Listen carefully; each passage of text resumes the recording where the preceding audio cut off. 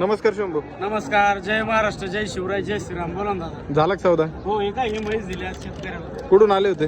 आपल्याला पैठणवरून आलते का? राजीव रघुनाथ जाधव. कसं झाला शंभू सौदा? ही आपण 70,000 रुपये दिली. 8-10 दिवसाची कच्ची. हा 10 लिटर दुधाची बोली दिली. अंगासडाची बोली दिली. 8 दिवसाची कच्ची आहे हो, का? 8 दिवसाची कच्ची. कुठल्या जाती ते? ही प्युअर मासाली आहे का? पंधरावर मारू शकतो. प्युअर मासा नाही का?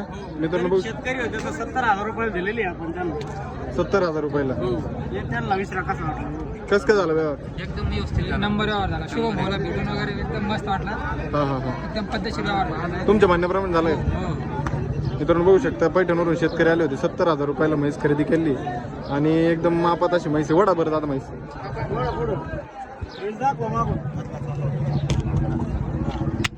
पहा म्हैस काय येतोय 70,000.